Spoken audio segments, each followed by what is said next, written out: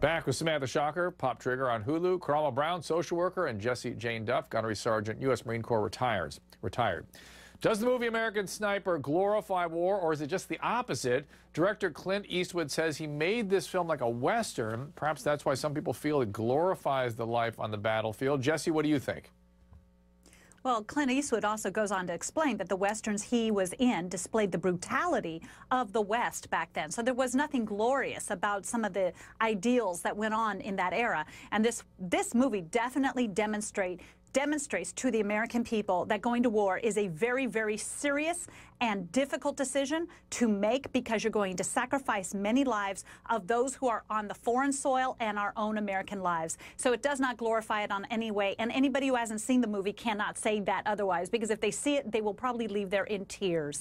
Sam, I see you nodding your head. I was in tears, and I'm still haunted by it, Dr. Drew. I thought that this film showcased what it's really like and the sacrifices that our very brave military have to endure for our freedom. I think of my father, who was a Vietnam veteran. He served 2 tours. I think of my grandfathers, who are veterans of World War II, and it breaks my heart that they had to make those hard choices while we are all here back home, and some of us criticizing it. Well, that's the privilege that they protected us to be able to do, you know, the freedom to be able to be critical. But it seems like people are voting with their pocketbooks. I mean, this thing has been a huge hit, but you can't deny it seems to have reignited, at least in some circles, the conversation about whether or not American forces should have been in Iraq. Karamo, what say you? Definitely not. We went in there underneath false pretenses. We all know that. What the Bush administration did is they told us that we were going in there because Iraqis had mass weapons of destruction, which we later found out was not true.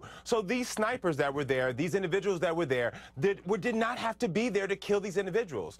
And when we talk about this movie, I watched the movie, and I did not leave sad or in tears crying. I left disgusted. The fact that I was watching several hours of someone killing people over and over again. Not what I want to watch.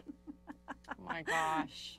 I just have to laugh at that, because the reality is that he finds that we went under false pretenses. Meanwhile, we had 5 intelligence agencies throughout the world that verified that there was evidence of chemical weapons. Saddam Hussein was given 48 hours to walk away. Let me finish, Mr. Brown. Oh. And they also had the opportunity that he was given the opportunity to leave in 48 hours. He resisted. He refused. He had murdered millions of people throughout the world. He had killed Kurds. He had killed Iranians with chemical weapons. So the argument that you're giving is a false argument. It has no relevance. What you need to do is stop drinking the Kool-Aid, because I understand. Okay, you love to interrupt, Mr. Brown. I understand. You love to interrupt. I do not love to interrupt. What I'm going to do is I'm going to defend my point. Yes, you do. It's the same way that you like to cut me off. Please do not go into my career. It was my turn to talk. All right, gentlemen, I will adjudicate here.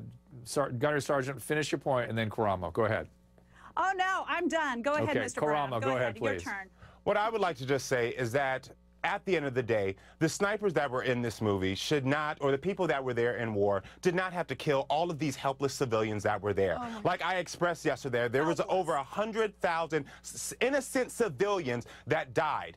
That is an amount of people that should not have died for somewhere we should not have been in the first place. Sam, last thought. Okay, last thought. Listen, I agree. Okay, you can be a pacifist. I don't like war either, but in the interim, let's not make our soldiers feel even more guilty. You don't think that they come home with enough demons? So let's support them and let's give them the respect that they deserve.